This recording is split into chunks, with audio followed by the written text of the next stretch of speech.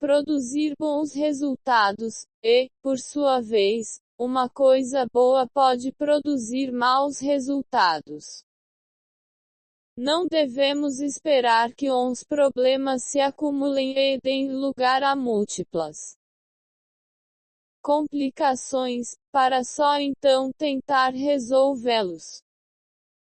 Os dirigentes devem tomar o comando do movimento e não se deixar a reboque. Capítulo 23. Investigação e estudo não podem resolver um problema. Pois bem, e de informar-vos sobre seu estado atual e sobre sua história. Assim que essa investigação tiver possibilitado a elucidação de tudo, vocês saberão como resolvê-lo.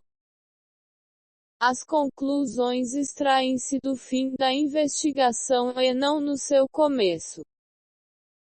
Apenas uns tolos se lançam, sós, ou em grupo, na tortura mental de encontrar uma solução, de descobrir uma ideia, sem proceder a investigações.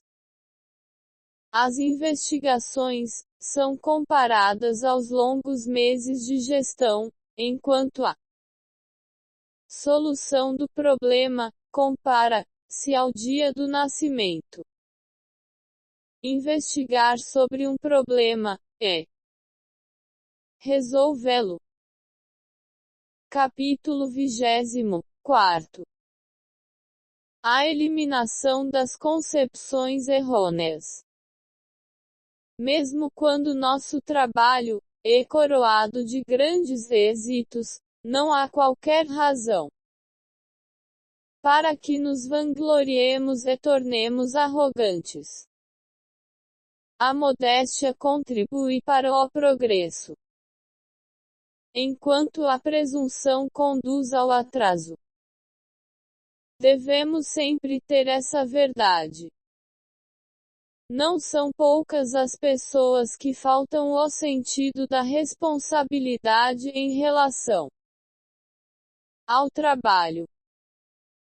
Elas preferem as tarefas fáceis às difíceis, deixam aos outros as cargas pesadas e escolhem as cargas leves para si próprios.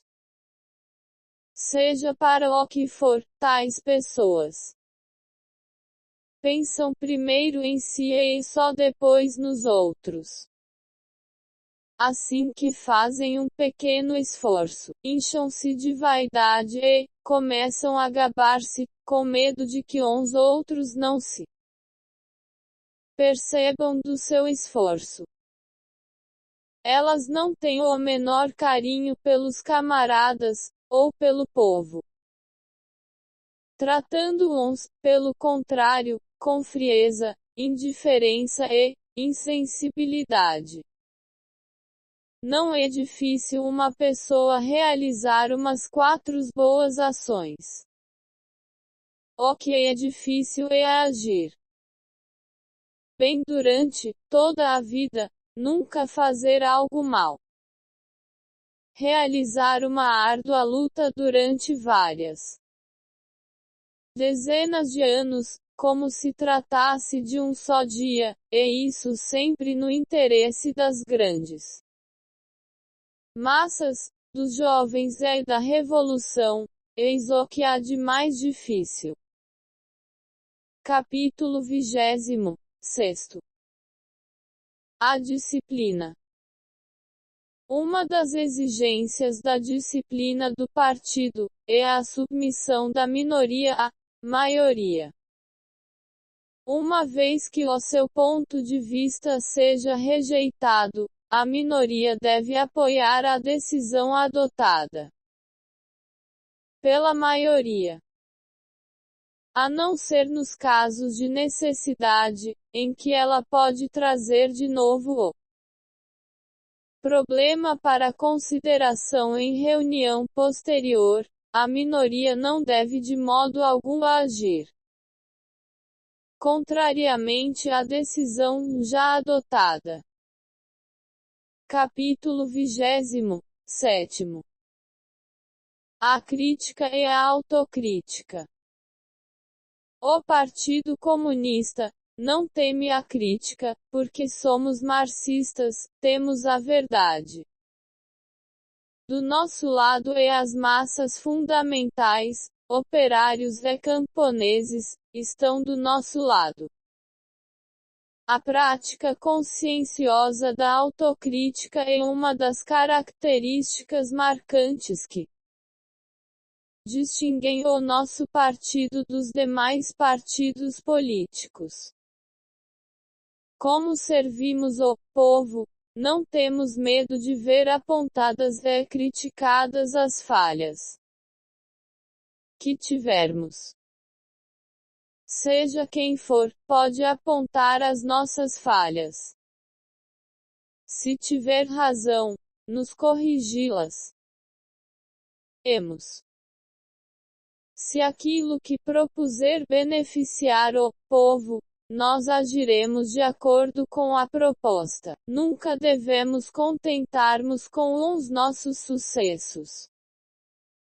Devemos refrear a nossa autossatisfação e criticar constantemente as nossas falhas, tal como lavamos a cara e varremos o chão todos os dias para remover poeira e manter tudo limpo.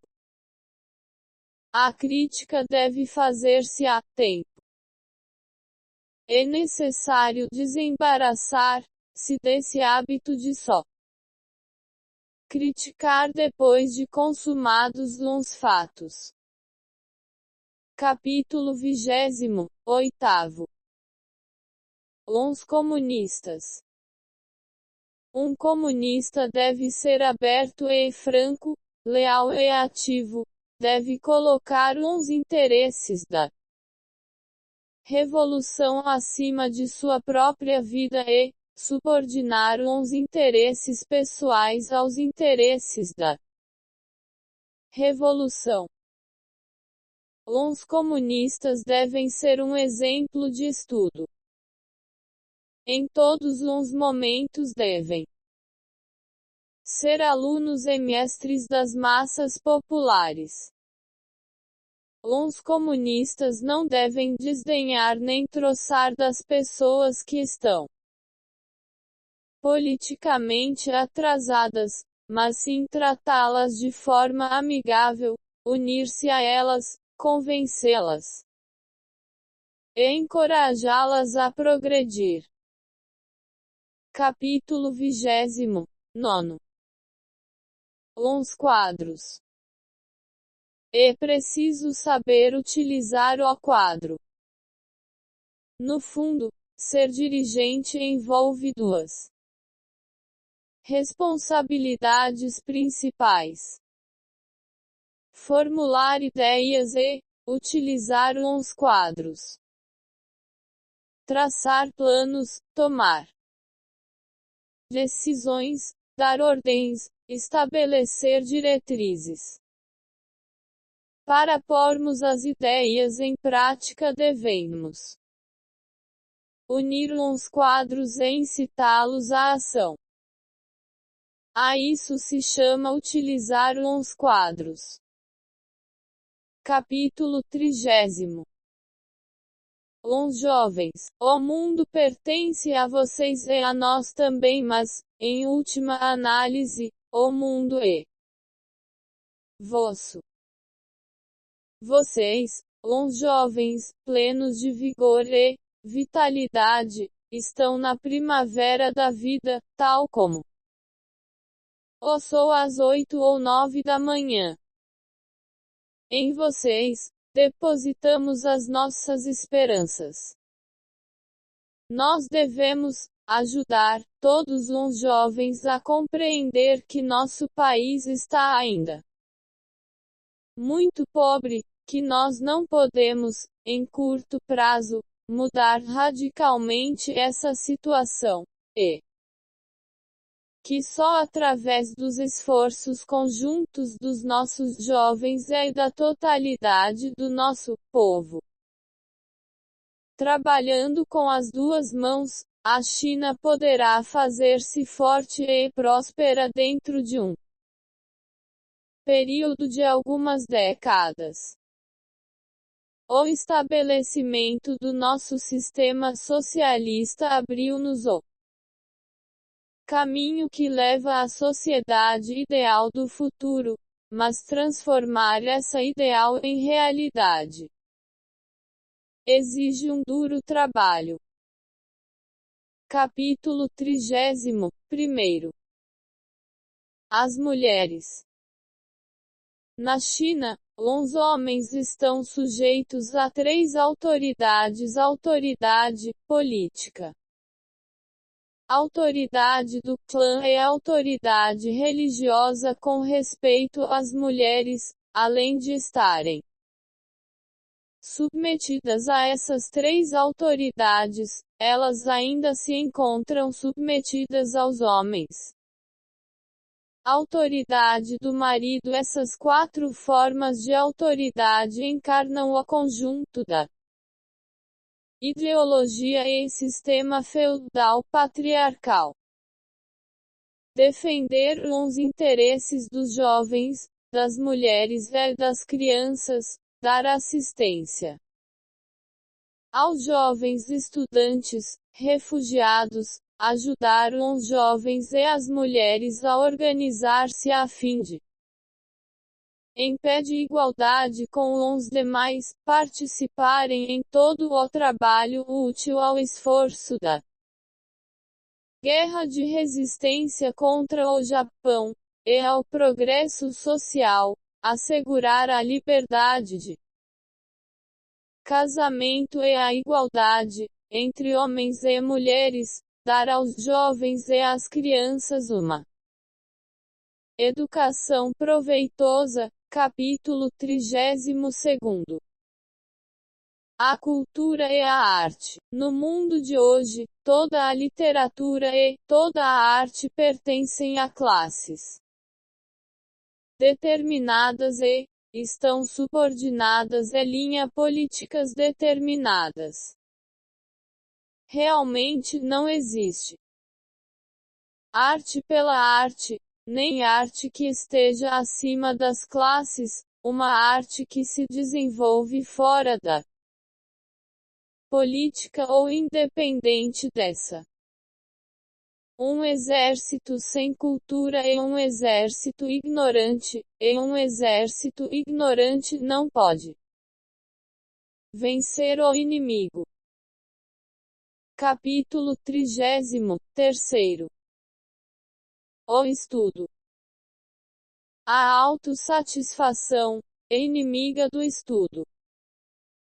Se queremos realmente aprender alguma coisa, devemos começar por libertarmos disso.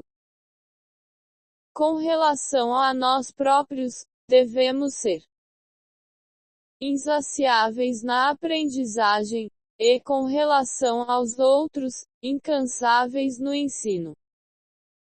Ler é uma forma de aprender, mas praticar é também uma forma de aprender, sendo até a forma mais importante de aprender. O nosso método principal é aprender a fazer a guerra fazendo-a.